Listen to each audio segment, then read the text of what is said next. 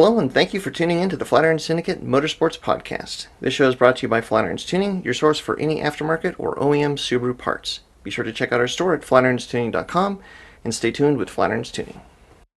Well, welcome back, everybody, to the Flatirons Syndicate Motorsports Podcast. This is episode number 64. So we've got DSX joining us from PPIR. Scotty's in the shop, begrudgingly sitting in the simulator seat at the moment. And we've got Keith from 969 Racing joining us, or I'm sorry, 969 Performance joining us today. And the topic of the day is going to be Super Lap Battle. So the last podcast, we were getting ready to head out there, and now we're back. Super Lap Battle has happened. So I think we should start on a positive note. So DSX, let's talk about your experience out at Super Lap Battle. Well, I think it went really good. We took second place in Pro Comp, which the first place car was super rowdy. It was a legitimate GT3 AMG GTR. So that thing was pretty cool. It was even cool kind of watching it. I mean, that car, even like when you were standing in its presence, it was intimidating.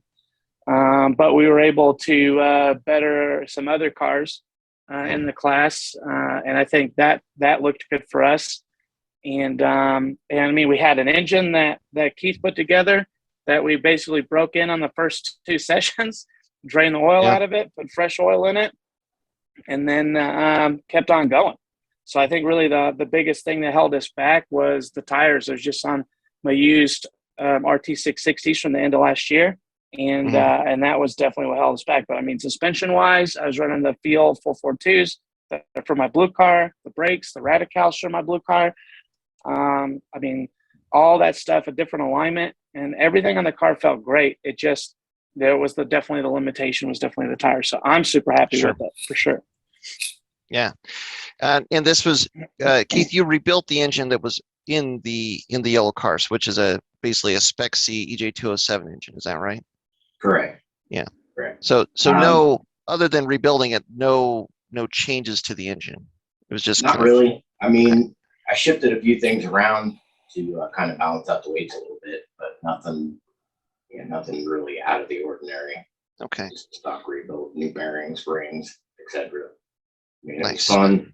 I mean, discovered a couple of things that I didn't realize about version 9 engines that I'm trying to find answers to. But okay. Nice. Yeah, like that chunk that's missing in the cylinder 4 liner. Yeah, and it's been in like 3 of them that I've seen. So if somebody out there knows the answer to that, let me know. What do you mean a chunk that's missing? Like at the bottom of the liner? Top of cylinder number 4, there's a small piece missing right out of the cylinder, top of the liner. And I've looked at 3 different version 9 blocks, and they're all missing that chunk. Weird. It almost looks like somebody took like a flathead screwdriver and just stamped it. Yeah. Just like. I think it's for cylinder expansion on that cylinder, but I mean, you may never know. That's wild. I mean, it survived the $8,000, so apparently, yeah, it wasn't affected at all. Right? Not too bad. Can't be too bad anyway. Yeah. Well, and like the brakes, you knew that the brakes were going to be solid, but like, Ryan, were you surprised by how the feels worked on the yellow car? Yeah. So what I was the most worried about putting the feels on the yellow car, because it's a lot different valving style. It's a twin tube versus an inverted monotube. What I had to do to get the alignment was I wouldn't call it like as I would say that the setup on the Super Taikyu car as far as alignment goes was like set up for like best case scenario. And so, which is crazy because there's not a lot of adjustment in the factory stuff. So they had done like custom shit that made it kind of hard to get there with like a normal suspension. So I was worried that like the car was just going to feel totally different and not necessarily in a bad way. Like I was confident enough in like the alignment that I went with and suspension and stuff that it would definitely be drivable. So I wasn't worried about that. But what was like super nice was that like the personality of the car was still there.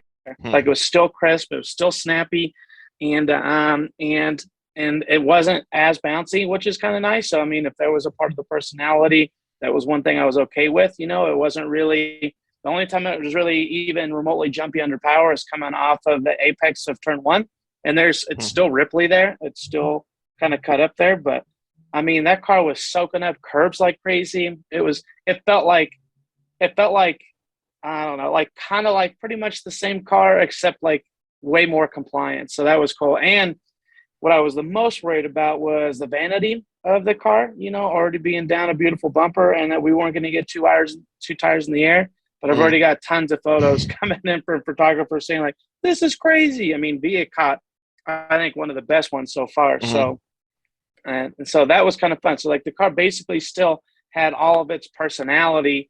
It was just more compliant, if that makes sense. Yeah. Well, and you dropped spring rates, right? So what was your spring rate before to what you were running on the fields? So before on the QRSs, they were 18K up front and 14K in the rear.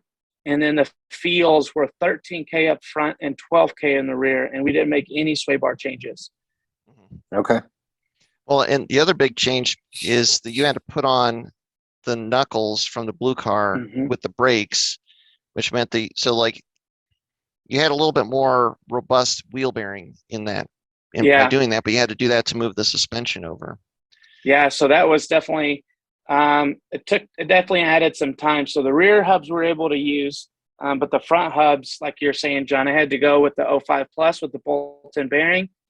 It worked out because I was able to get new bearings from you guys, and we had fresh wheel bearings into it, which is something that like the OEM bearings we kind of talked about a little bit in the previous podcast, but like they just don't have a lot of confidence. They really are holding in by the axle, and it's not as tight as I would like it to be. And so doing that, I had to run my regular axles, my 05 axles out of the blue car. And of course, you had to use those hubs to run those, like the feel struts. So the QRSs that were on it before, whatever the brand is, were set up for the 04 earlier, like as far as Americans go, 04 STI and earlier setup. So it just wasn't going to work at all, which is totally fine. It was kind of like a bunch of stacks of bonuses. Like one of the things that I just flat out didn't have a lot of confidence in the wheel bearings, and it just goes from like, okay, like there's like, oh yeah, there's knockback to like, it feels like the wheel's going to fly off. It does that pretty fast. There's not like a lot of warning. And then this was with the knuckles that were originally on the yellow car. Right. Yeah. Yep. The original knuckles. Yeah. So that was one of the biggest reasons, one of the biggest motivators. Plus, like had all the fresh stuff from Feel, so that was kind of exciting. And so we basically just made all those changes. And I could have kept the brakes, the brakes that were on it, but I decided, those AP Racing brakes are just, I mean, they're gorgeous. And so I was like, why not? Let's just complete the whole front end package. Yeah, they can definitely stop. Yeah. Well, that's very cool. It's as custom as all the stuff up front of that Taikyu car was, it's kind of cool that like you put a lot more kind of stock parts back on, and the function is still there. I mean, I was definitely worried that, I mean, one of the things is, and I'm sure people will notice it, is that the car is about 3/4 of an inch higher, maybe even an inch higher than what it was before on the original suspension. But I mean, that was with the coilovers completely bottomed out. Like the fronts could go lower, and we did lower it about a half an inch when we got there. But that was like having the suspension completely bottomed out, and even taking like all the preload out of the rear springs to try and even get close to the ride height. And it was like, I mean, when I was doing all that, I was thinking to myself, like, man, like with all this weird stuff I'm doing to get the alignment right and all this, like, am I going to lose the magic of this car? It's like, is this car going to feel like it's terrible or like totally different, or I don't know. And I was definitely worried about that. I mean, I spent 3 hours on aligning the car just to get it like as close to what the original alignment settings camber wise as it was. Right. Well, it's good that it worked, and I guess it kind of shows that there's still some of that wizardry and some of those changes that they made to that car that probably contribute to the characteristics of the handling that obviously would have carried over with the changes you made. We did transfer the ball joints over, so we still had the crazy like 2-inch or whatever. I mean, they're just insane, the big giant ball joints. So I mean, I think that probably helped with the suspension geometry, if you will, to keep it kind of close to what it was. For sure. Yeah. Well, and it's worth mentioning too. So like you guys had a great weekend. I mean, I think you guys really didn't have any issues that I saw. That you were dealing with. So that's kind of the dream. It's even more the dream now after our weekend. But this event was huge. Like it was the largest number of cars entered in GLTC. It was the largest number of cars entered in Super Lap Battle.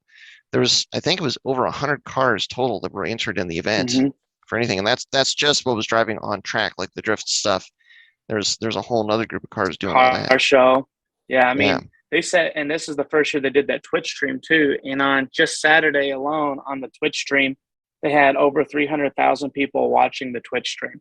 So I think for me, I mean, that's insane. And they were able to get those numbers like right away. So like with YouTube and Facebook and all the other live streams, it takes them a little while to get collect all that feedback. But with Twitch, it was like, boom, there you go. Yeah. So that was super cool. Well, and definitely have to send a shout out to the organizers of the event. I mean, they did a great job promoting it. The running of the event was really smooth. I mean, it was an awesome event to be at. I just wish our weekend was a little bit better than it was. But I mean, the competition was good. The cars were awesome. I mean, it was very cool to actually be at that track, that caliber of a track, and be a part of that event going on, even if we spent most of it in the pits swearing at the car. Yeah, for sure. Yeah. Tony with the tech was really awesome, and I think he does a good job on as far as vehicular compliance, and he's just easy to get along with dude. And he was also the one who was letting the cars out of the grid, and it had the spacing set up pretty well for the cars. And he had Jason and Kit, both basically the big people putting on the event, and Kit was in front of the camera the whole time, trying to work his way through his stage fright. So that was pretty cool. He wasn't too excited about having to commentate, but he did a good job. Yep. Yeah. Cuban Rodriguez wasn't able to make it down in time, which is kind of a bummer. I mean, not that Kit and them don't do a great job, but Cuban is definitely like the mouth from the Californian South, and that does I think a good job. He knows a lot of he's more familiar with the competitors and more familiar with the cars and stuff. And so, I mean, that was pretty cool, that Kit. And I can't remember the other guy, but both of them did such a good job on the stream too. And the camera work, like usual, was pretty awesome. Yeah.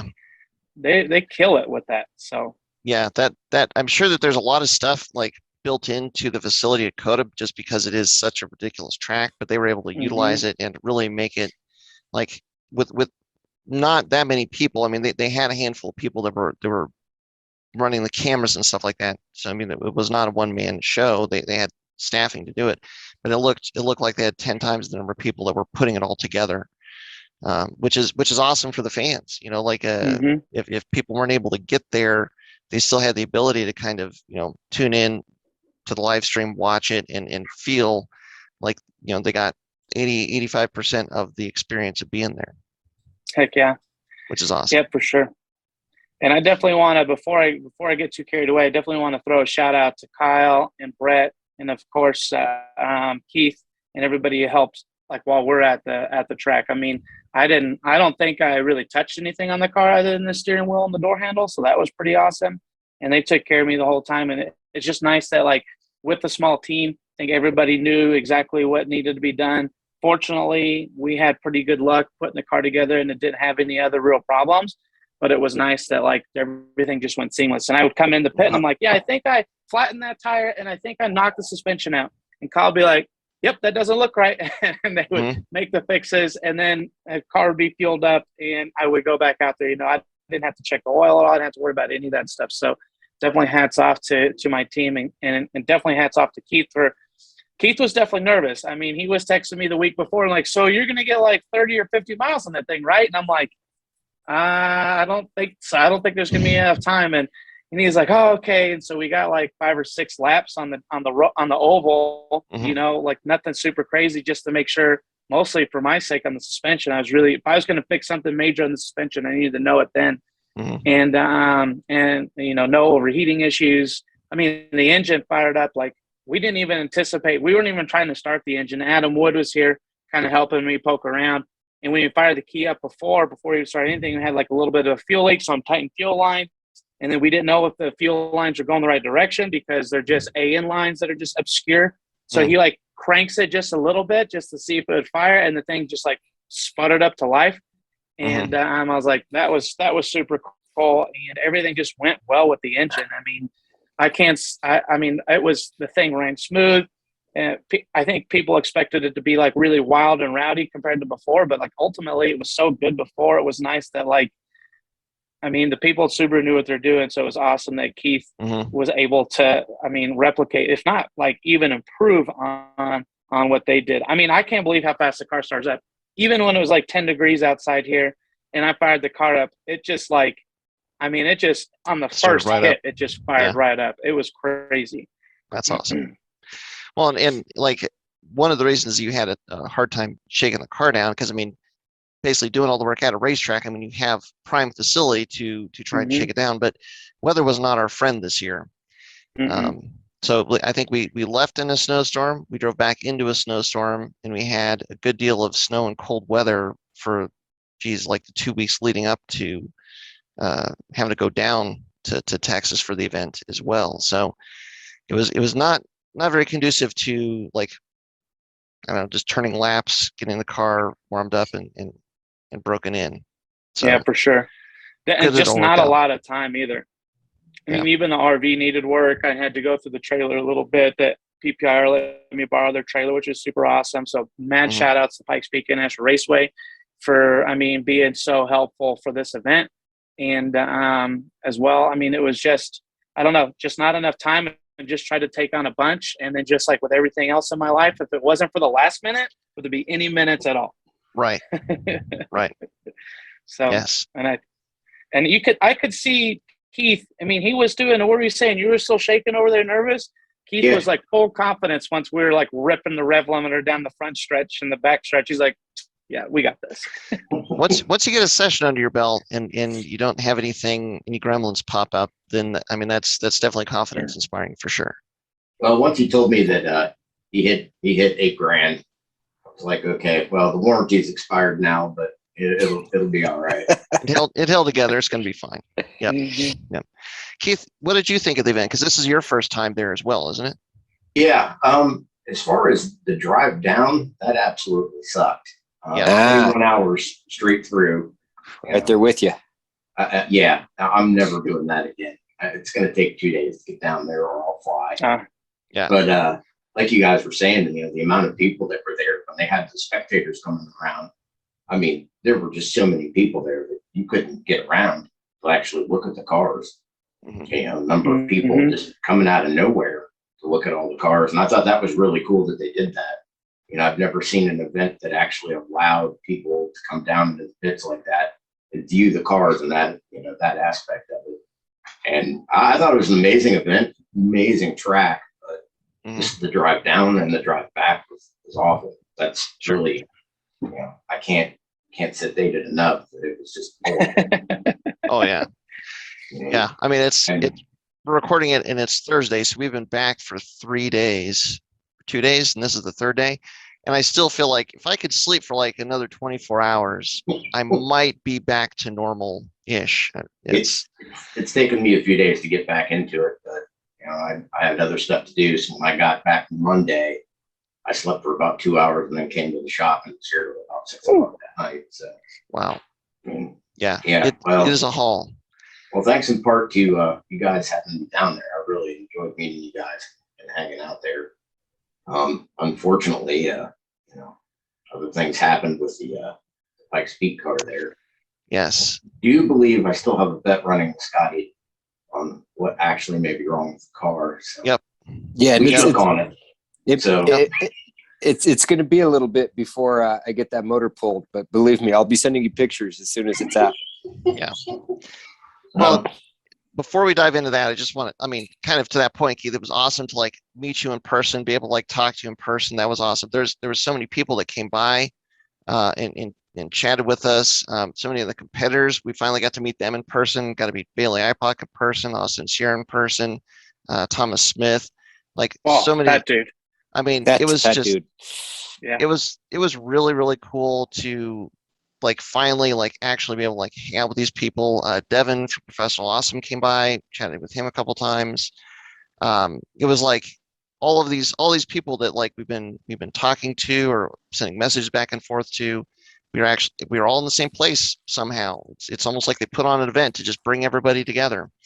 And it was really, really cool to be in that environment and just with all those people. It was a lot of fun. So if you stopped by and said hello, thank you. And wish we had the car out on track more than we did. But sometimes it just doesn't, it's not in the cards.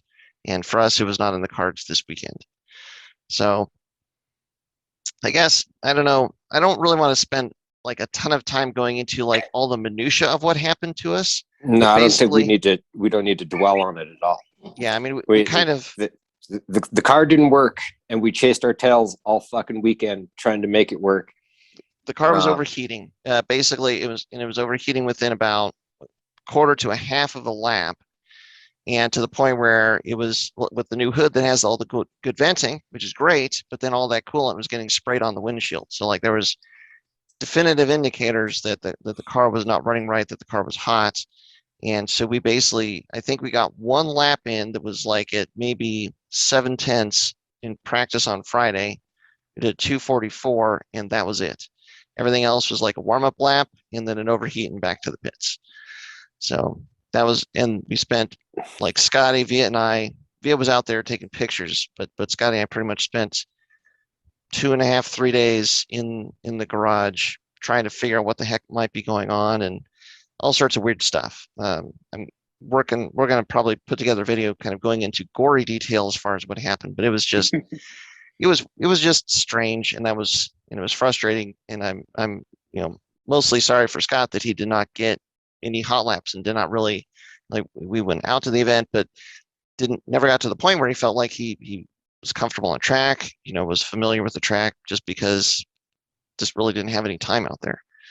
So we've got to figure out what the heck is plaguing us, and then go back and redeem ourselves next year. That's the plan. Heck yeah.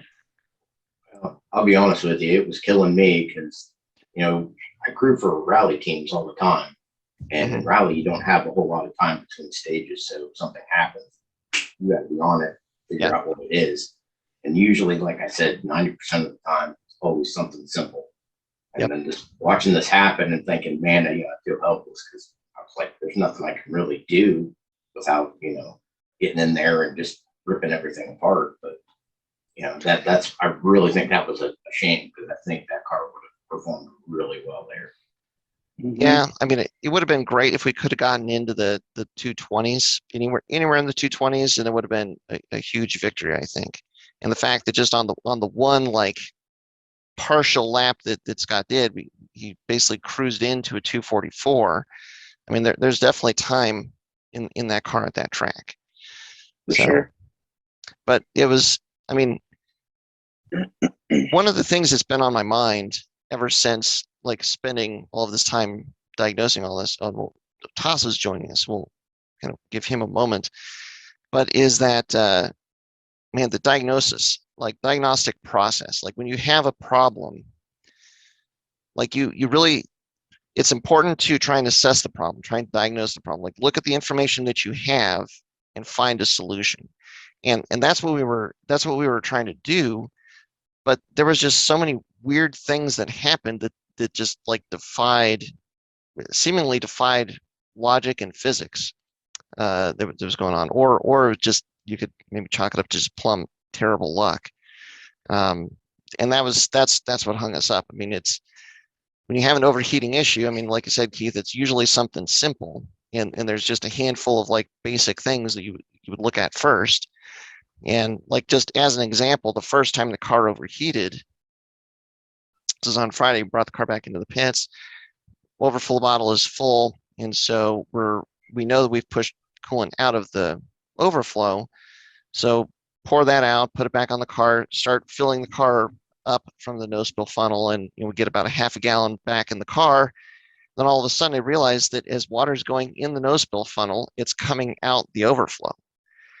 And once I realized that that's happening, I was like, that shouldn't be happening or be possible. So like took the overflow off, dumped it out again, had Scotty come over, do it again. And like, sure enough, it's just water goes down the no spill funnel and comes up the overflow. Like, what the heck is going on? in that case, it ended up being that the cap on the radiator was not seated and sealing. But it was kind of downhill from there. Just like, how is this even possible? But that's what left us chasing our tails for most of the weekend. It was doing weird stuff, which is no fun. Mm-hmm. Mm-hmm. Yeah. Car looked good though. It did. Definitely looked good. I mean, that's one of those things that, it can only be like so many variables, and it has to be something, just overlooked or something that none of us caught. But what is it not, Keith? When is it not something simple? What is it not? What is not the problem with this car? It's not the head gaskets. It's the head gaskets. That's the bet we got going. So that is the $100 question. And I don't know. We had bad radiator caps. We basically, the only time that I would say with confidence that we sent the car out with the 100% should be functional cooling system was on Sunday morning, because pre and post overheating and testing discovered that there was issues with the radiator caps in various different iterations. And like we went from the Mishimoto caps that we were using to borrowed known good OEM caps, and discovered like that actually the known good OEM cap, one of them was not good. So it was just, man, it just, everything that could have gone wrong did. And now, it comes down to, we know that it's probably not the radiator caps, at least not the last time. It's not the water pump because we replaced it. Pretty darn sure it's not the radiator. And so that kind of leaves the head gaskets or an air pocket in the engine. And that's where, like, we've always struggled burping air out of this car, seemingly. And that's, I was thinking about the history of this car. This is its third engine. This will be the 11th year we've run it up Pikes Peak. And we've had cooling issues and especially in Pikes Peak, overheating issues this whole time, except for last year when it snowed and we didn't get the whole run in. So it's like these problems that we were fighting were the same kinds of problems we've been fighting this whole time over all these different iterations. It was just like we were able to put our finger on some more things that it was and that it wasn't. But even when we got it together as best as we possibly could, it still just completely failed immediately, basically. Mm-hmm. So it's not the head gasket. All right. Yeah. I'm standing behind that. It's not the head gasket. And it's one of those, we've talked about it. We had a long drive back, and so we had a long time to talk about what it could or might not be and what could be done. And it's like the testing procedure, it feels like we just don't have good footing on knowing what needs to be done or a good process that is 100%, that is consistent.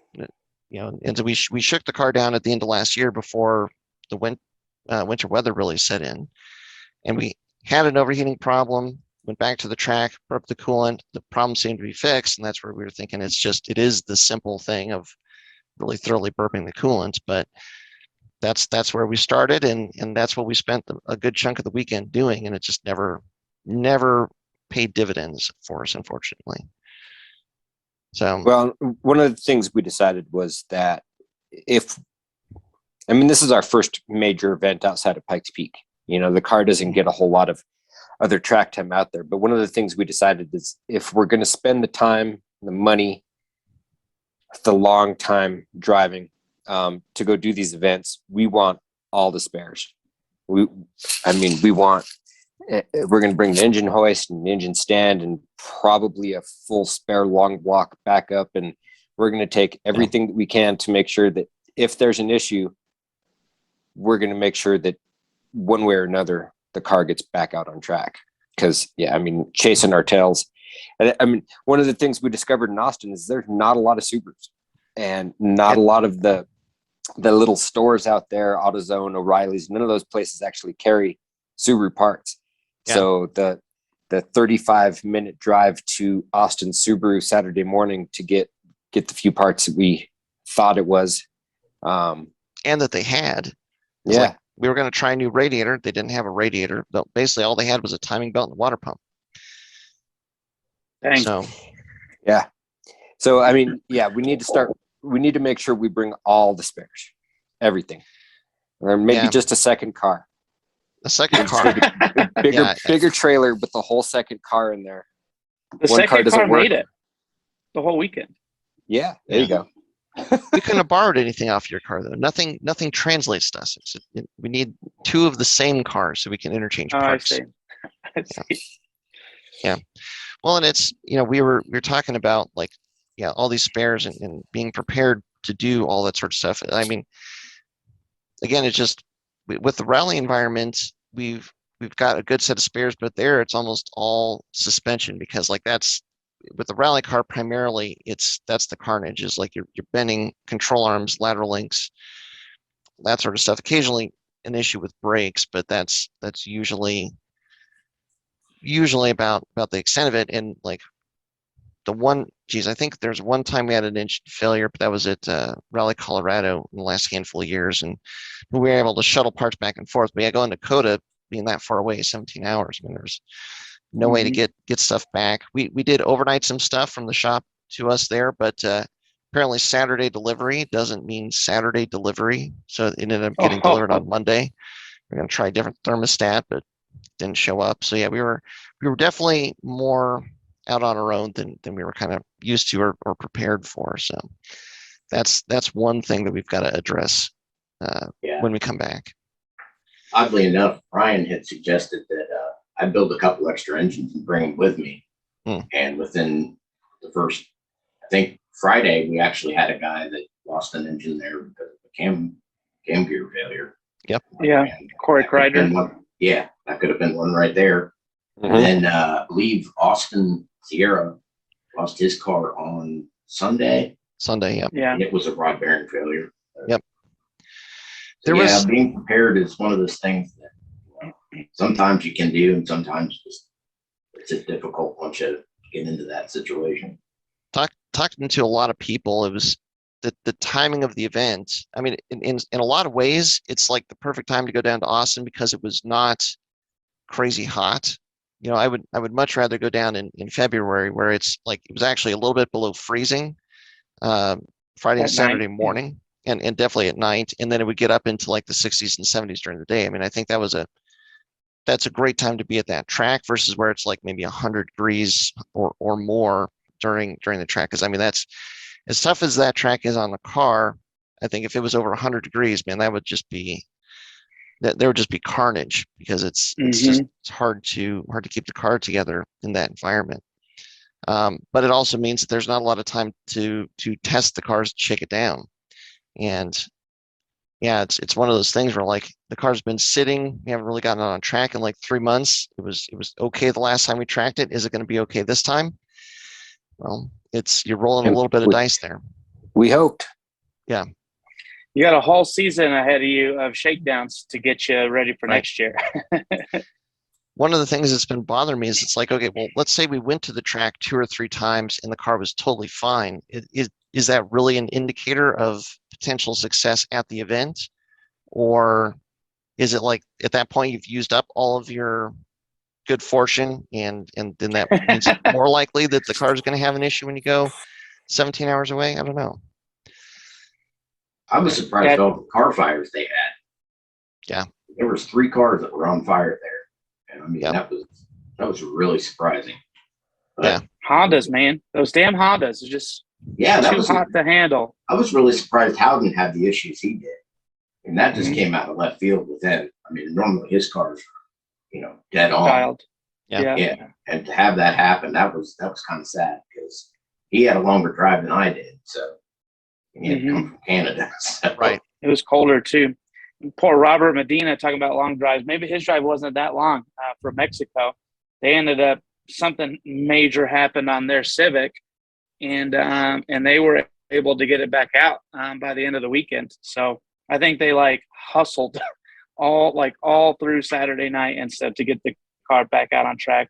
Ravi Tamerlan had like a big issue with his K20C NSX, and they got it back out on track. So yeah, I mean, but yeah, fires wise, it was weird that there was the fires that they had, Yeah. It was oh, did we lose you, Ryan? You still there? Oh, hey, you hear me? Yeah, there you are. It's funny. I could see Keith blinking that whole time, so I thought I was still in the fold. Yeah. I mean, there was a lot of cars, but there was a lot of attrition for sure at this event. So, I mean, we were not alone. Like, there's one of the guys we were pitting right next to brought his NSX, not NSX, Skyline GTR. out, GTR, and they had a cooling issue similar to ours, had a hole in the radiator, and they tried literally everything you could possibly imagine to fix that car for about 48 hours, and finally just gave up because they couldn't find, there was no radiator to be found because it's, you know, JDM car, but like nothing to get that you'd think would work to get the radiator fixed would work. And so we actually turned more laps than they did. I don't think they even got the car out. So yeah, it's just one of those things. It was just yeah, it was a rough weekend for a lot of us. Next year, For sure. be bigger and better next year. We don't have any $5,000-$10,000 oil spills that we had to pay for, so that's kind of nice. That was good. And then- That was good. I definitely I put the fear of God in Scott the first thing. I was like, it worked. Yeah. he I pulled remember over telling you, it was like, hey, right away. before you go out and practice, tell him that it costs a shit ton of money. If he thinks he's leaking, pull over. And yeah, he did not fool around with that. Good. So good on him.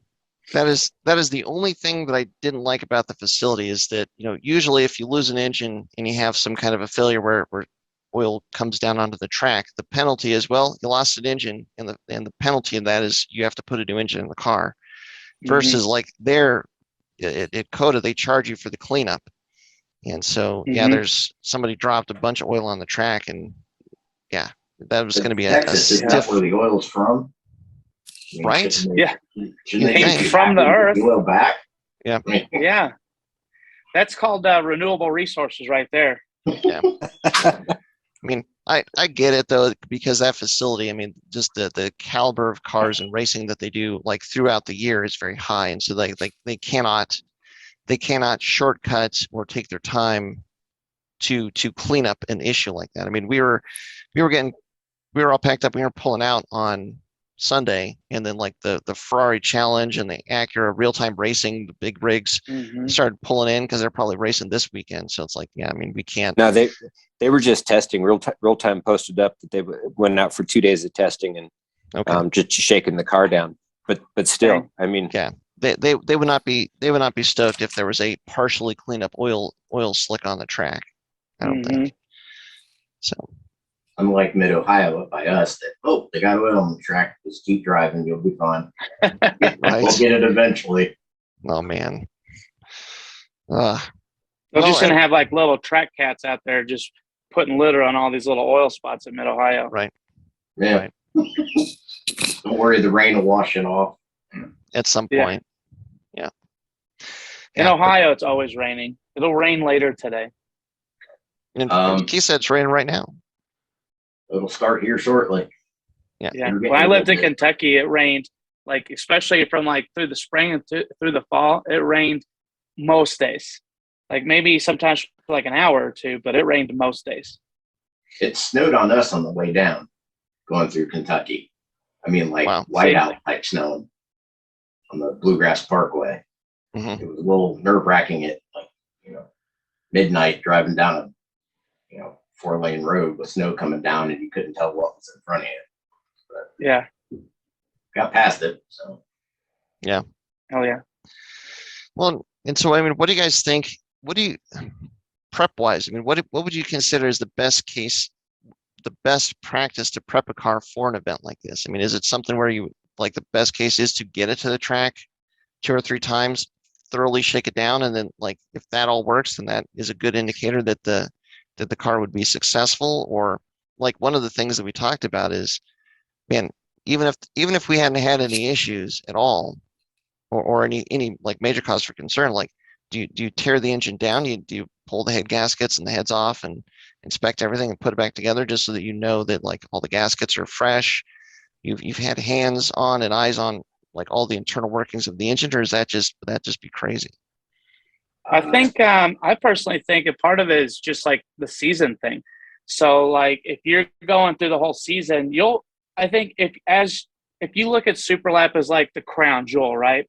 Every other event that you're doing or every other track day that you're doing is giving you like information and feedback about longevity on parts and what to expect and blah blah blah. And I feel like that will give you or can give you like an expectation of what you should do. So not to, I mean, for us, it was our 4th year there, right? And for you guys, it's kind of your 1st year there. And I had much less problems this year than I did last year, and then fewer problems last year than the year before. And then the first year, I mean, we were swapping on axles and diffs and everything.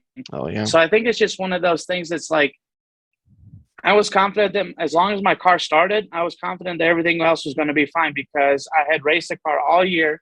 I knew exactly where it was when I left off with it. And then moving on to the next event was like, okay, I knew that we're going to be okay or move on from there.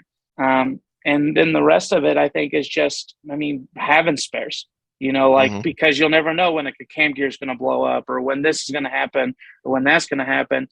So if you have like that spare setup as well, ready to drop in, because in the event of that, I mean, to miss out on being viewed by 300,000 or 500,000 online viewers and stuff is kind of a big deal, and so you go there prepared to try and get as much out of the event as you can, like media-wise, and then just hope that that's enough. Right. Tasso, you've been super quiet. I don't think you've said anything yet. What do you think? You guys are having a good conversation. I didn't want to interrupt, but it's all about time, I think, right? You can't get superstitious. You can't try and like analysis paralysis. Your prep, you just got to put a bunch of time in, and don't, like you were saying earlier, do you worry if I had 3 good days in testing, is the 4th day when it's going to blow up and that's what's going to be at the track? You can't worry about that. You just got to, as much time as I find that the less I drive my car, the less reliable it gets. I think that's just stuff shakes out, and then also the worse I become as a driver too. So it's become, for both my own feeling in the car and for my trust in the car, it's all about time, as much time as possible. That car, I mean, not to rag on it, but that car sits around too much. I think you guys got to convince Scott to come out to more stuff. The Pikes Peak car, yeah. Yeah. It's like the more months that go by between the last time you ran the car and then this time that you're running the car, it's like the more unknowns. Like, did something get angry as it sat? Did something change as it sat? Well, and that's part of the reason I took it out to a couple NASA events. Well, for one, my car was broke, but for 2, that car needed to have more use. I wanted to go shake that car down more, and hell, I don't know. I thought I worked the bugs out, but evidently not. The bugs found their way back. It was the beginning of October was the last time the car was driven. And to some extent, you can't prepare for everything, right? At some point of the day, it is a race car and you're asking it to do, extraordinary things. So to some extent, you can't prepare for everything, but, I think that there is like we talked about this, so hopefully it doesn't sound, too blunt to put it this way, saying it to you, but to someone who does, another conversation we had, I think there's a need to kind of step back to kind of square one on the cooling system on that car, because it's always been a problem in some capacity, right? So it's I think it's almost a decomplicate it and then put time on it and then figure out simpler problems from a simpler system kind of thing. Does that make sense what I'm trying to say? Yeah, I mean, what's crazy is we did decomplicate it. I mean, we went from running this electric water pump. I mean, we've thrown so much stuff at that car trying to like fix problems, and then we take a step back. Like, you know what? Screw this electric water pump. The complexity of it is more trouble than it's worth. So we went back to a regular water pump, thinking it was going to be the magic cure. It didn't work, or at least be simpler. Yeah, right. Simpler known quantity. Yeah, I didn't know that you guys had done that. When I was hearing about all these problems before, I didn't know that had already happened, and so that was the first place that my head went. was like, just eliminate all this stuff. But you already done that part. I mean, the belt-driven water pumps are, more or less bulletproof as long as the belt hangs in there. So if it's turning, it should be pumping. Mhm. Yeah. And now, like one of the conundrums is, like, I've always been of the opinion and told and talked with many people that are smarter than me that, like, you shouldn't have to gut the thermostat if the cooling system is working properly. But like, that's one of the things, like, a lot of people kept telling us is, like, take the center out of the thermostat, just open that thing up. And I'm honestly wondering, like, if that's one of the things we've never tried. Maybe now's the time we try it. That's why I have suggest you, drilling have you holes in tested it. it? What's that, Well, Dustin? Have you tested the thermostat? Like, put it in hot water and see if it moves? We've not put it in hot water. No. But I Not mean, yet. it was basically a brand new Roger Clark thermostat. Not saying that it couldn't be bad, but I mean, it was working, like, on the system. Yeah. You could tell that the thermostat was opening as we were burping coolant. But one of the things we've always been kind of hesitant to gut the thermostat is practice for Pikes Peak. We basically spend 2 weekends before race week up at Pikes Peak in like early to mid-June, and it's below freezing up there. So trying to bring a car up to temperature with a gutted thermostat is rough. And because we don't run window nets, we have to run with the windows up. And actually, the defrost system needs to work in that car. Yeah. Mm-hmm. So, I mean, we talked about, I mean, if we gut the thermostat, we definitely need to put in a block heater. I mean, we already have the oil heater in there. We just actually, we're going to have to get to Pikes Peak in 30-degree weather and plug the car in for a while to bring everything up to temperature. Yeah. I have a block heater. It's great. Yeah. It's On the great. truck I mean, or the car? both. Yeah, the truck is super necessary, especially right now, but on the race car too. It's usually not a problem. Most of my racing's in the summer, but some of those beginning or end of the season events, it's I feel so much better starting the car when it's been heated already versus when it's cold, because I have really big piston to wall clearances and stuff like that too. So it's a clattery mess if it starts when it's cold. So Well, man, like, it would have been super handy as we were putting the car in the trailer before we left, because we realized that the overnight low was something like 10 or 13 degrees.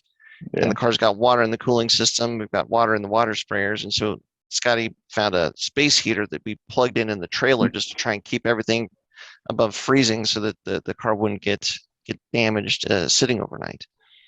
Yeah. So block heater Yeah, would that's make that usually way how I easier. roll too, for sure. So, quick question. Yeah. This car's had overheating problems even before the new engine you guys just put in it. Basically, since the very first time we went up Pikes Peak, the car overheated at Glen Cove, and we drove it all the way to the summit.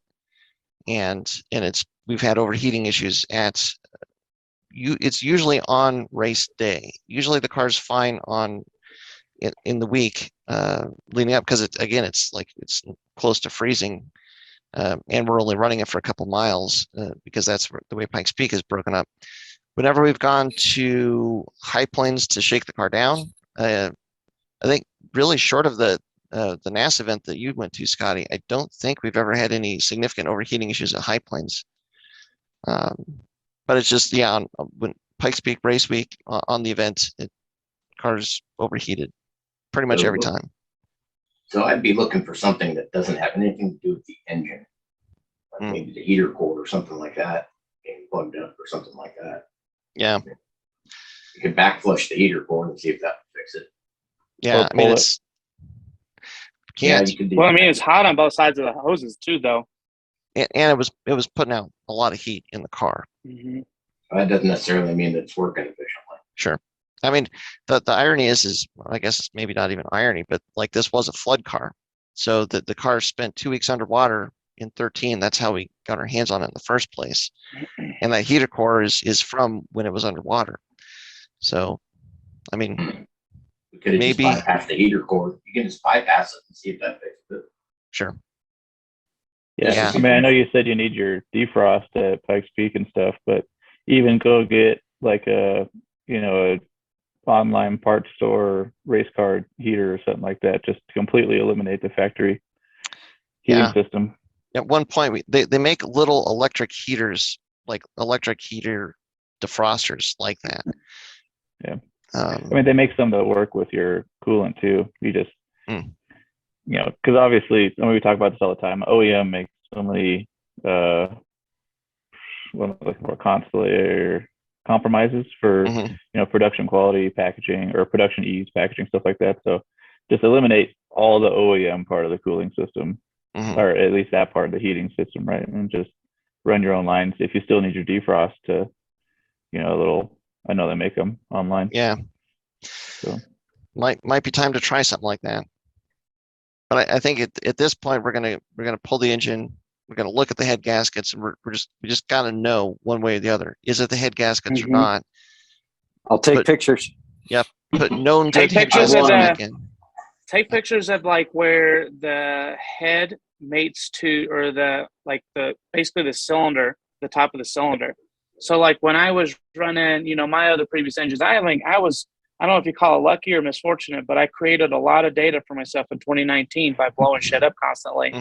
And one of the things that I happened to notice is like when I was on stock head gaskets, you could see once I took the head gasket off, on the top of the cylinder liner, you could see like these carbon, like this, like breaching through some of the layers. And it wasn't on all of them. It wasn't everywhere, but you could see like there was just a little carbon breaching through the compression. And these were motors that had like 300 horsepower on them, with head studs, with OEM head gaskets, with 400 horsepower, and another thing, kind of back on the head gasket thing, like if that's what I would look for like on the top of those, the top of those slugs, to see if you can see like any black kind of rolling through those compression rings. Right. And then, Josh Halka goes through, I'm not saying it's a bad thing, but they're really like want to use stock head gaskets, and they go through 1 or 2 sets of stock head gaskets a year just from compression breaching, and they're like 450 wheel or something. If that makes sense. Yeah.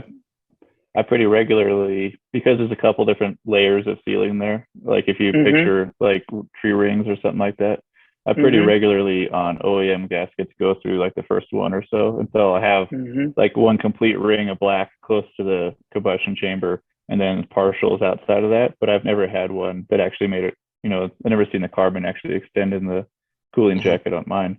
Which has always made me feel pretty good. I'm really curious now to see with the Roger Clark head gaskets I have now, if I have a similar kind of thing. So, because that's one of the more interesting things for me in taking down race motors, is actually looking at that carbon intrusion or whatever. The compression breaching. Yeah. Right.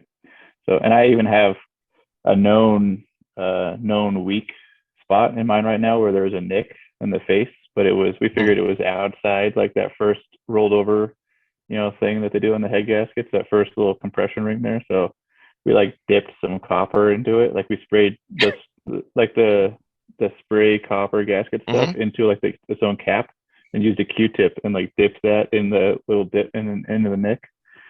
So this is the engine in the car, right? Now. Yeah. Well, it's held so far, I think. But I'm really curious. That's one of my favorite things to look at, taking a motor down for any kind of either diagnostic or just exploratory teardown. Is that so? Well, it's one of the things we were talking about is like service interval. Like what is your service interval? What is your teardown interval?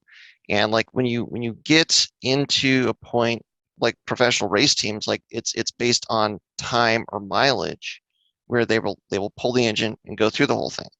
Like that's what I was saying. Like if we had it like an overheating issue at Pikes Peak, does that mean that the engine comes out and it goes apart so you can inspect everything? And in part, like that's what we're really kind of wrapping our heads around now, is like, well, just like I said, Tasso, there's so much you may learn or may see or may discover, even if you didn't have a critical failure, in taking the engine down, maybe not all the way to the bearings, but like pulling the head gaskets off, to like be able to assess, okay, how long can you run the engine? Like, is it something where like we run Pikes Peak and then we turn the engine down? When you get way more usable information if you do it before it blows up too.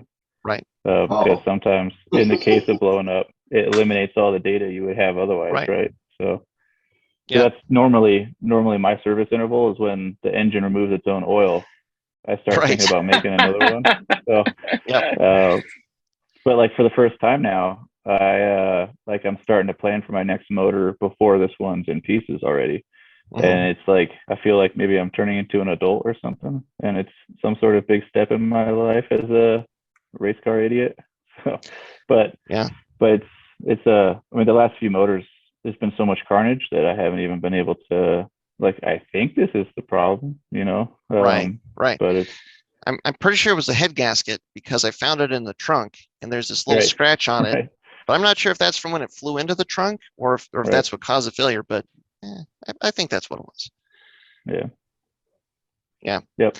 Another thing that I was just thinking about as we're talking about compression rings and like head gasket sealing, because your block is semi-closed, right? And so that's talking to an acquaintance who I won't mention, but has experience with high performance Subaru engine building kind of stuff at the professional level.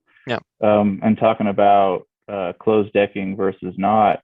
Sometimes he was saying it's not even a case of you need the closed deck because you're worried about like actual like critical structural failure, but just as the aluminum heats up and then the liner does what it can in the cylinder, but just you get a little bit of, if you picture almost like, you ever picture like motion stabilization, it makes things look kind of wavy on high speed, or sometimes cameras do that to like propellers and stuff. The cylinder wall does the same kind of thing, where even if it's not, you're worried about where you're not worried about actual failure of the wall or something like that, but just there's enough of that wiggle that's happening every time, especially if you're running hot all the time, because the car is always overheating. And so it can lead to kind of a sealing issue with head gaskets that doesn't appear under a lot of other, short of taking the car off and looking for that carbon escape. You wouldn't see it, right? Because it's only on like high boost, high power, where you get the combustion that's sneaking past the head gasket. Right, and so not just on high boost, but also really high temp applications. So sustained track time, Pikes Peak, things where you're really pushing your ability to shed heat as much as possible. Right. But, it's the thing that has stuck with me. Subaru puts in it for like case flex, your crank. Actually, they have crank flex in those things, so that's all factored in a lot of times when I'm putting one together. You got to look into that. But as far as in my experience, at least, that head gasket failure is usually relieved from some type of warpage, like you said, but it usually stems from really hot, coolant temperatures and just basically running the car over what it should. Yeah. But again, I'm still going to stick behind my theory that it's not the head gaskets. I would try bypassing the heater core and see if that fixes it. Well, and it's simple. Yeah. Not to replace, but it's a simple fix. Yeah. The other thing is, like, one of the things that was bothering us, other than, so we had the pressure tester, so we could pressure test the caps and the cooling system. That's how we discovered that there was issues with the caps, at least in one of the cases. But it basically, the whole time the car behaved like it had a big air bubble in the engine that we couldn't get out, because it's, if you have a big air bubble in the system, as soon as the coolant gets up to close to the point where the coolant liquid would boil, it does, because you're not raising that boiling point, and then once it boils, it's all over. Like, at that point, you're going to be pushing the coolant out, and the whole time that we were driving, it was behaving that way. And then, like, I sent you a message, Keith, as you were starting to drive back, because like on Sunday when the car overheated, you're just like done. Like, you spent 48 hours, wrestling with this thing. All right, car, you win. and we just left it and we let it sit, and we had completely filled up the overflow again. But then when we were getting ready to put it on the car, I was just like, for some reason, like, all right, what's left in here? And I looked, and it had pulled it all back down. So it's like there was this pocket that had pushed it out, and it pulled it all back in. Like, oh man. And so like that's one of the wonders I have is like if we would vacuum fill the system, like if we pull all the air out to pull all the coolant in to make sure that there's no air in there, would that be a solution? But then like the other thought I've had is if that is the best practice to put coolant in the car, like maybe that needs to be our standard process to put coolant in the car every time. So well, it's going to be from now on. Yeah. I mean, I remember we were talking to Lucas from Wild West, where he builds, he puts Subaru engines in Volkswagen Vanagons, and you're putting an engine in a vehicle that's not designed for it. They've got weird placements for the radiators and stuff like that. And like he was telling me that like he has to like jack up the back of the van to get like the upslope and to ensure that you can get out, because basically the same thing as we were going through is any kind of air in the system compromises the cooling system. Get under load, it overheats. But then if you get all the air out, then it's fine. So that's why I would suggest jacking the front of the cars up when you're doing coolant, you're burping the system. Which I can't remember. I think we tried that on Saturday. Yeah. But yeah, and then at that point, like later down the road on Saturday, discovered, well, one of the good caps that we had borrowed was not good. So even though we had raised the front of the car up to try and facilitate getting the air out, it didn't matter because the cap that we had put on, turns out it was not holding pressure. So it's always, it was so frustrating. Race car life. So let's get back to talking about actual super lap battle and some of these cars, like records being broken. Yeah. Enough dwelling on our stupid car. So Ferris Khartoumi. I mean that record time just crushed the record and then went out and did it again. Yeah. And Willa Young, I mean, so what was Houghton's old time? 210, 209? I forget what Houghton's. I think it was a 211 or 212. 211. So, I mean, something like that. I mean, keep in mind, so like that Willa Young's time is faster than the GTR went last year. Right. Yeah. So it's like.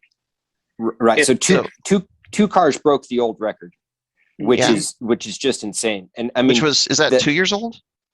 The GTR record? The record? No, they did it last year. It was last year. That's when they broke the front drive shaft coming around or one of the drive shafts coming around the last corner and basically coasted to the finish, essentially. Yeah. And that was a 206, I think. Yep, it was. Yep. Yeah. So I mean, there's some people out there this year that were really stepping their game up. I mean, I think it's beautiful to see, like, you know, these people really pushing these records. I mean, the fact that Ferris thought like that he still thinks he's got sub twos in that car, which is just insane. Just to give the times. So the previous record was a 206. He went out there, was it on Saturday, and did a 204?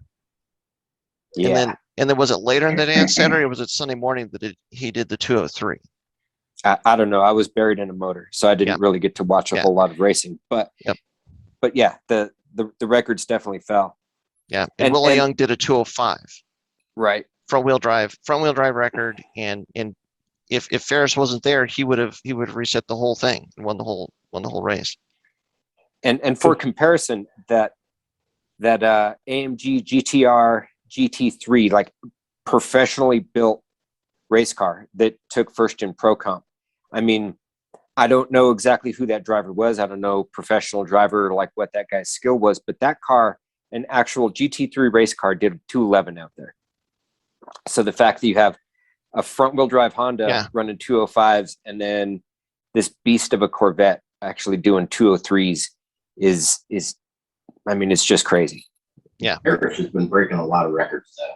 Yeah. He actually has the standing fastest lap around Mid-Ohio. Period. Wow. So, I mean, I'm sorry, who is this?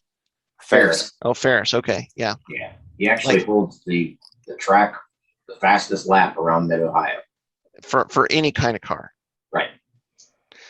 That's pretty including some motorcycles. It's a twin It's a twin turbo quad cooled Corvette. Yeah. With I a mean, I sequential. wouldn't quad cooled is just more of a joke. I mean, they have, I think, 2 radiator setups, a front radiator and a rear radiator setup in that thing to keep it But he had tired. 4. Quad tired Mhm. too. Quad tires. Yeah, quad tire. Yeah. They are 4 tires on it. But you still have to have skill to drive a car like that fast. Absolutely. Oh, heck yeah. I mean, at Long Beach, what he did at Long Beach was wild. I mean, he was right there with like the LMP, or what cars were those? Like basically like the Corvette C6Rs and C7Rs, like those, the fancy production level cars. Basically GT3 cars. Yeah. Yeah. Mm-hmm. And so, yeah, super, super cool. I mean, it's really, and you know, hanging out, I say hanging out, but being in that like little hallway of the trophy room with him and Will, those 2 dudes are just so mellow and so chill too. So it's like, it's super cool. Like they just basically have track times that speak louder than words. And they're like, yeah, you know, that's cool. Yeah. It's like, hell yeah, that's awesome. But Ferris put up this post talking about how, like basically Will being one of his like idols, like his heroes, you know, like he looked up to Will, and the fact that Will came up and told him that he's the fastest car around Circuit of the Americas, fastest production vehicle around Circuit of the Americas right now. And he said he's pretty humbled about that. So yeah, pretty cool. So wait, there were other records that were broke in other classes. Well, the Pro Comp record was set by that AMG GT3. Yeah. Right. Yeah. I think originally that was like a 225-2, and that was by the Volkswagen, and now it's a 208. I'm trying to see if I can pull it up. A little bit of time fell off there, just a little bit. I thought it was like a 211, but maybe I missed part of that. Yeah, it's 20. He did a 208.767. Yeah. Dussex, you're gonna have to find a place to put a jet engine on the yellow car. Dude, that would have been good enough for 3rd place in Unlimited. Yeah. So yeah, well, that car awesome. was no joke. I mean, it was the business. It was the business. It was funny because, like, I don't know, Cal Fortner had a GTR, you know, a Mercedes GTR, and as long as those cars are and as wide as those cars are, somehow that car looked like there was like 6 inches more car in the middle of it. Like it was 6 inches wider somehow than that car. I mean, it was pretty wild, super wild. Didn't the street class get reset too? So the street class, Amir destroyed the street class record. So he's got overall, he did a 213.894. That's in a K-swapped NSX. And then, so Jackie had it as of last year at a 217? I think it was a 217, a low 217, and then Jackie ran a 215 flat this year, 215.040. That's basically a super with bolt-ons and aero, which is crazy. Yeah. And then, and definitely worth mentioning, in the street class record, which I think is a big deal too. Street is dummy fast and has had fast cars in it. Thomas Smith and his Subaru, who got 3rd place, has the all-wheel drive record now with a 219.8 at Circuit of the Americas. And that car is like really simple. So super cool to see that. Yeah. He's got that car sorted. You know, what Scotty picked his brain. I went over and chatted with him a little bit, and like every line in the engine bay is an AN fitting, because he's like, I'm tired of chasing failures and leaks, and I want everything to be reliable, and I snug it down and I know that it's tight. And he made a brilliant point, especially like if we're going to start going through the engine more, is like, you know, a lot of these rubber hoses, you take them off, they get hot, they get, you know, they stop sealing. But like those AN lines, I mean, you break the connection, you remove them, and it's built to be reconnected and reused. Yeah. So and rebuildable service like field rebuildable too, depending on the type of lines he's using. Yep. Right. When I talked to Thomas, he had told me that he was actually to the point where he could not drive any faster because of the suspension on the car. Oiler was he was at the end of what they could do, and so he was going to have to go through and change that. He just couldn't drive any faster with those. Well, and he went pretty fast. Yeah. That is a screaming time. Man, there's a lot of Colorado cars out there.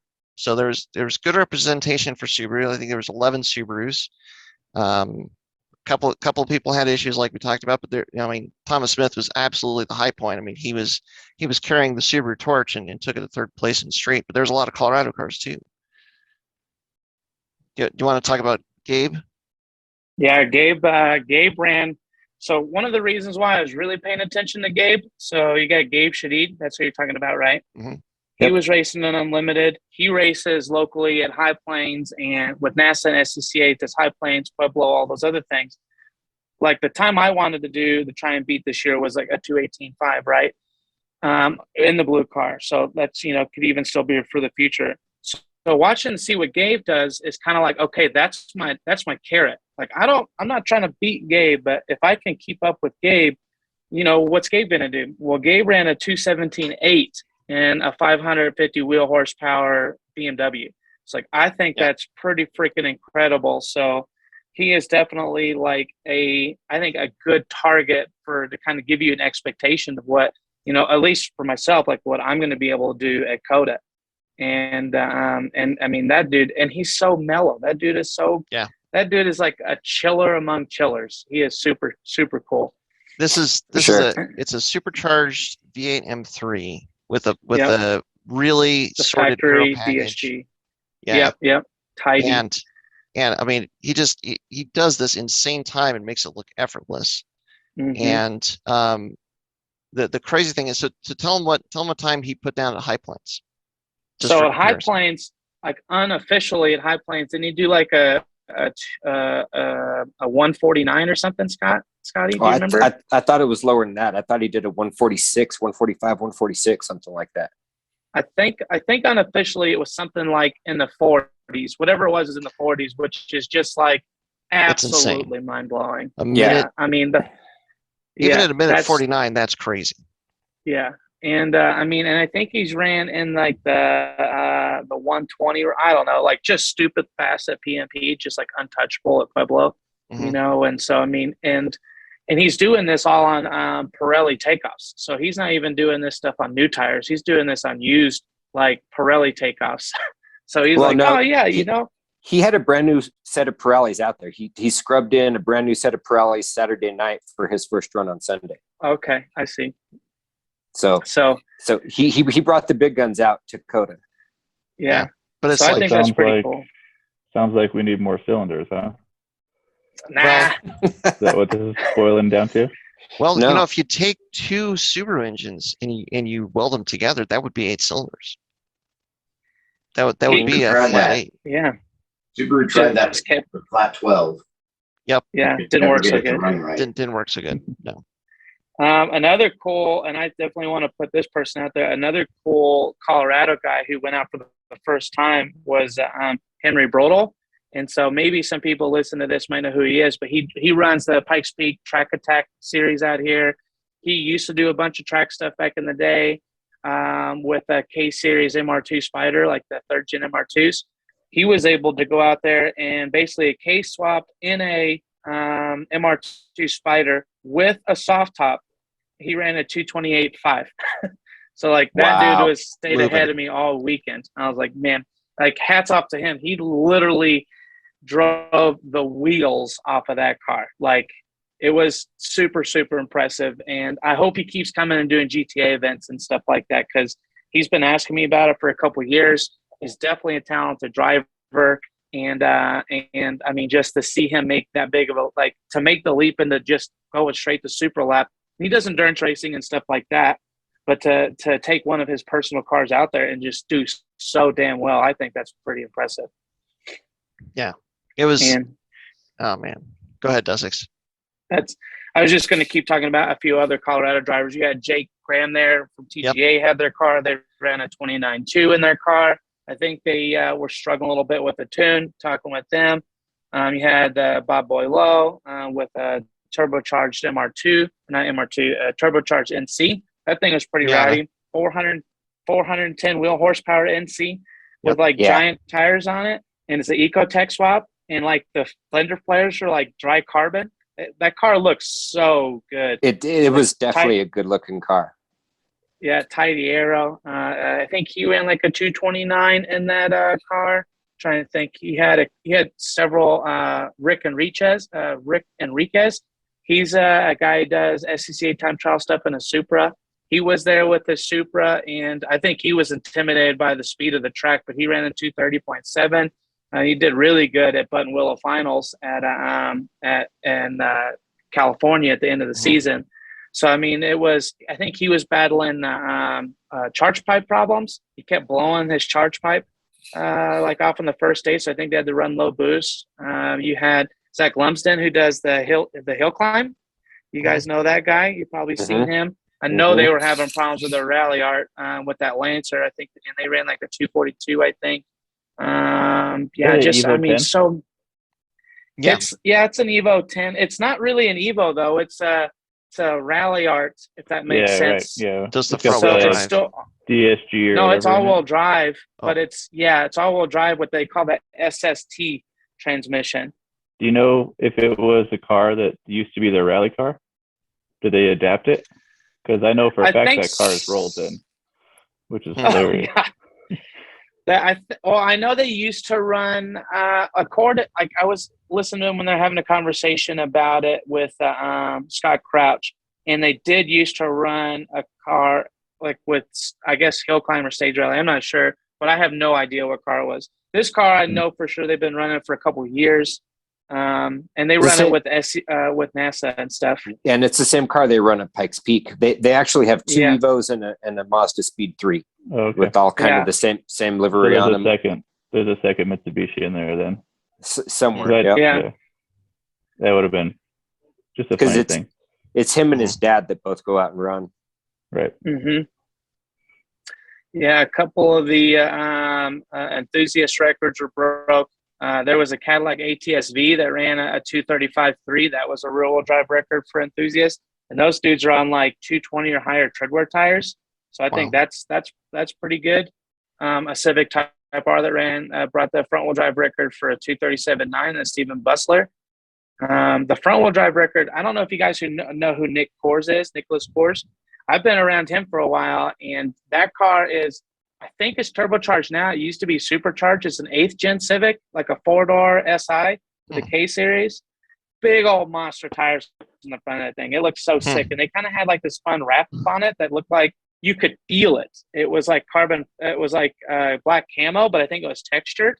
Something crazy looking. And I don't think I saw that one. And they set the front wheel drive record of the 225.6 in that front wheel drive Civic and Street. So I don't know. There's just like so many cool cars to see. For sure. I think Gorman ran like a 225 or 226 in the S2000, setting the like resetting the new like qualifying track record for GLTC. So like definitely those GLTC dudes are flying for sure. Yeah, the track was fast last weekend. I mean, there were a lot of cars that were pushing, a lot of records being broke.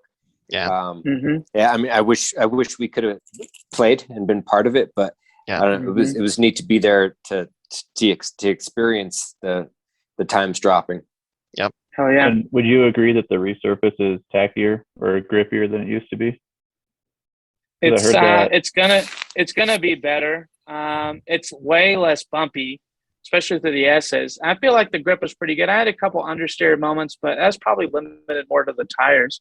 So in theory, it still has oil coming up out of it, so it's not cured 100%.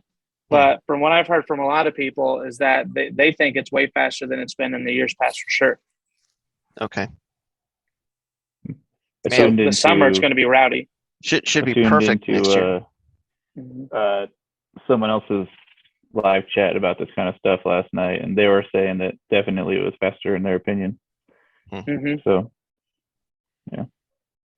Yeah, for sure. I actually went 3/10 slower because I suck really bad. No, I'm just kidding.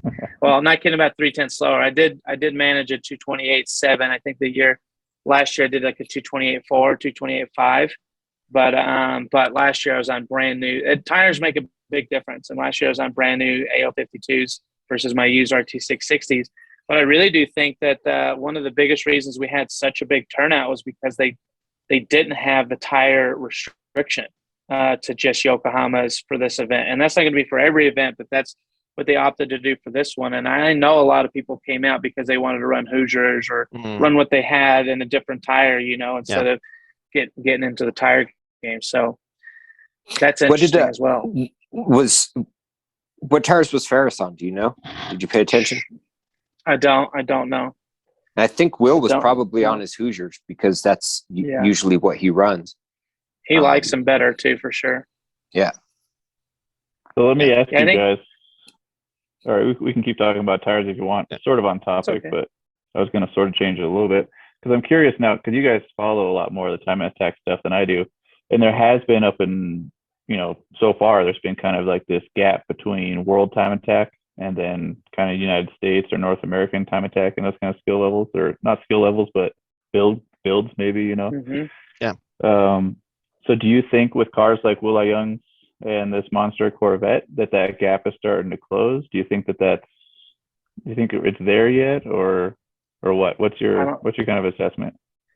I don't think so. I mean, in the years past, when Will's done the world time attack before, I can't remember how well he did, but the GTR, like Sydney, the GTR's been there obviously, and they do pretty good at the car, but like the top end of the cars are just, I mean, they're like in a different league, like the RP968. They those really cars, yeah. I mean, and they have like professional drivers, like real pro, like Barton Maurer was like a Porsche, like a professional Porsche driver for years, and that was the guy who's got the current track record in the 968. But yeah, those cars are like, I don't know. I mean, I think more about like Gobstopper 3 being closer to what you would expect from World Time Attack, and even still, the top end cars of World Time Attack are even still beyond that. I mean, the RP968, that engine, it's a 4-cylinder, and it's capable of like 80 pounds of boost and 3,000 horsepower if they want to. And so obviously it doesn't always make sense to do that, but that's how far ahead some of those builds, like those, and I'm talking like the pointy, the tip top. We're talking like Unlimited. Those top 3 or 4 cars, are just, I mean, they're in a totally different league, even still. But it's getting closer. Mm-hmm. I think the gap is getting closer. To answer your question, Toss, I don't think it's the same yet, but it's getting closer. Mm-hmm. You think it's just another thing that boils down to budget, or what? Is it just a lot of that? And I mean, a lot of those teams in Japan. I mean, we see it with Ryan's Taikyu car. Like some of the Japanese engineering there, you have some of those engineers with some of those top cars that from Japan that are going over to World Time Attack. I mean, I don't know if you guys follow Sayamax to Black GTR. He just he broke a record at Tsukuba a while back. I mean, he just broke another record this last weekend. I forget where it was, but then the Escort Evo, they just had Attack Tsukuba. They just posted up those records. He did a 50.3, and he was 3.5 seconds faster than second place.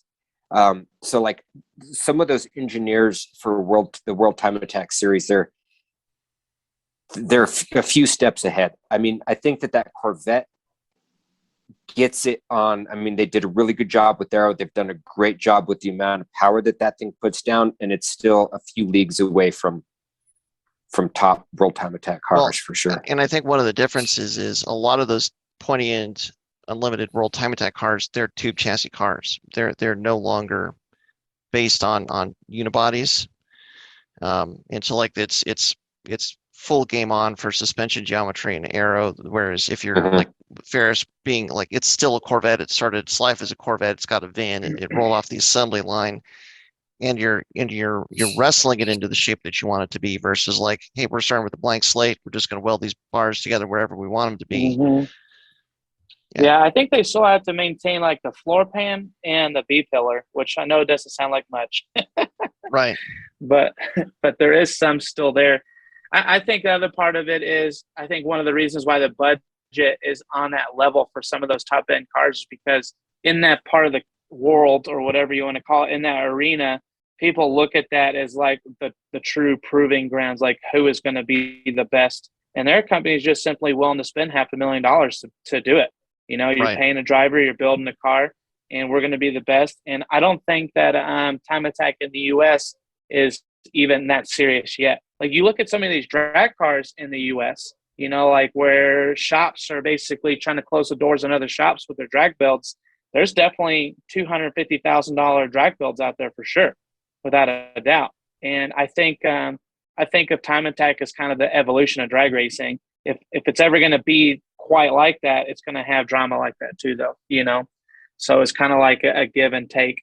Like Brett Dickey was saying, North American time attack is more fun because it still is so much an amateur level. Like the fact way more grassroots, for Grassroots. sure. yeah, the fact that a guy who owns like a stereo install shop in Canada can come down and be the fastest front wheel drive car ever on there, or a dude like Ferris who's just on his own dime, you know, can build a Corvette and be the fastest production car on some of these tracks is awesome, because that is just regular people don't get to do that at World Time Attack, you know? Yeah. Well, and I think once it becomes possible to ship things back and forth, and we've got to remind ourselves that like the possibility of shipping a car, say from Australia to here or vice versa, is like the logistics right now are not great. So I think once that sorts itself out, like the best way to answer that question, Tasso, is for one of those guys to bring their car over. And I know that Jason and Kit want that, and they want it to go both ways. They want more US guys to go over there. They want more Japanese and Australian cars to come over here. But then once you get those same cars on these two different tracks, then you'll know exactly how they stack up. Right now it's all speculation, but it's going to happen. I don't know if it's going to happen next year or the year after, but I'm sure that somebody's going to bring a car over, and then we'll know. We really need Gobstopper 3 to come over here and run this event, because I mean, I think it could put a hurting on some of these cars. At least I hope. I just want to see it. I want to hear it. I want to get a good picture up close of it. And I think those guys, it's on the radar for sure. I mean, you heard us talking to Ollie about it. It's on the radar. If that happens, it'd be phenomenal. I'd be willing to bring Godstopper 2 over, and it would do even Gobstopper 2 would be the test. Yeah. I mean, think about, are there any 900 horsepower Subarus right now that are tracking? I don't think there is. No. You know, I mean, that would probably be the first one in the States. Yeah. Except for maybe Can Jam. You know, I mean, Can Jam is probably like the most evolved Subaru time attack car in the States. Like, North America. Why don't they in North America? Yeah, because they're Canadian. Yeah. Why don't they come down to? I'd love to see them come down as well. You know, like I don't know, it's crazy. I think we're on the bubble, and it's going to pop, and it's going to be crazy. Next year's going to be bigger, and I bet you in like 2 years' time, it's going to be a madhouse at this event. It sucks the year that we had, but like we've got a way better mindset, and like this is the time to figure out the bugs, so that next year we go back and have a better showing, and then hopefully in 2 years, like when it probably is just going to be completely insane, hopefully we'll be in a much better position. And I think Can Jam will come back. So they did Button Willow, what was that, 3 or 4 years ago? Can Jam actually made the trip all the way down to California to do the Button Willow Super Lap. And honestly, I don't even remember how they did. I think they had a few issues, but I mean, they definitely got on it. They won Speed Ring that same year, I think. I think they did pretty well. Yeah. I've actually been to their shop, and it's kind of frightening to see what they turn out of such a small shop. Really? There really isn't a whole lot there, but they work diligently. I mean, they work, like 24 hours a day, 7 days a week sometimes, it seems like, but it's a small shop. You drive right past it and never know it was there if you didn't know where it was. And those guys are really nice, really cool, really mellow. And, I'm glad to see that they've turned out what they have. I'd love to see them come down here and do some more events as well. Yeah. But things being what they are right now, like you said, it's just getting across. And that's where I feel like next year is going to be a whole different thing. I mean, I think we're really on the downhill side of this whole world situation now. Finally, I should knock wood as I say that, which I will. But yeah, I mean, once things kind of calm down as far as like being able to ship things, border crossings, and all that sort of stuff. I mean, there's people that like there's people that are watching this year's event and going like, man, I think if we could get our car there, we would be 2 seconds faster, 3 seconds faster. There's going to be somebody in North America who would definitely be Cam Cam. They would definitely be one of the premier cars to come out and do it, in my opinion. Yeah. I mean, they've got to be in that 700. No one really knows here, but the 700 to 1,000 horsepower range in that car, I think, right? Something wild like that. I wanted to say the last time I heard any actual numbers on it, it was in the 750 range. But, that's been probably 3 years ago. So they're talking what they've done to the car since. That's still a lot. I mean, it's crazy to think that we're talking about 750 is like, meh. That's a lot. Even 5 years ago, 750 horsepower in Subaru, it's like, that was a big budget build right there. Yeah. Yep, for sure. Well, and the last thing I will say about like kind of hoping that the event kind of keeps its character is that the coolest thing to me was all of the support and help that we got from everybody that was there. I mean, it was like, talking about the environment and the fact that it is, it really feels like a grassroots event. Like everybody that knew that we were having troubles and stopped by, like, what can I do? What do you need? Do I have anything that would help you? It was the camaraderie in the pits was like, it was awesome. I mean, we get that a lot in rally. Rally just kind of has that built into it for one reason or another. And it felt exactly the same there. Like it's in Pikes Peak to a certain extent as well. Some of those big teams, they've got their own thing going on, but like a lot of times with us grassroots guys at Pikes Peak, I mean, it's just like, hey, what can I do to help you? What do you need? And it was the same thing there, and that was really awesome. It was it was a very cool environment for this event. And I hope even if bigger guys come out, I hope that it keeps that. I'm glad that Big Scott came out for the event too. Even, I mean, obviously to drive, but I think he got to see what it was about too, and hopefully. I don't know. I think this event's super prestigious. I also think the hill climb's super prestigious, probably more so. But I think Big Scott, it made an impression on Big Scott, I think. And I think that's 100%. Really great for all of us. So come out 100%. Yeah, it's like you said. I mean, you've got to stretch the legs in that race car more, and keep driving it so that you can keep it. Know where you're at. Keep everything in known quantity. If you find a weak link, fix it, and then just keep developing the package. Yeah, I mean that's definitely the goal for sure. So Scott, if you're listening to this, what we need you to do is retire from being the boss man, and then just go drive full time driver. Drive 100%. Yeah, we'll just take you wherever you want, wherever the next event is. We'll go. That's what I told him. I was like, man. I was like, I really was hoping that you would have like this amazing experience and just want to be best friends, and we would travel all over the place and race together. I had my arm around him. Yeah. Never know. He laughed at me. Yeah. Never know, man. We get the cars sorted next year. I mean, with all the changes that we have in the works, I mean, next year the car should be, if we can get it sorted, I mean, it should be decently quick. And hopefully that'll be a good inspiration to maybe, turn the wick up even more down the road. So cool beans. Well, that is probably as good a place to end it as any. Now that we're on here for about an hour and a half, I think it's a good time to end it.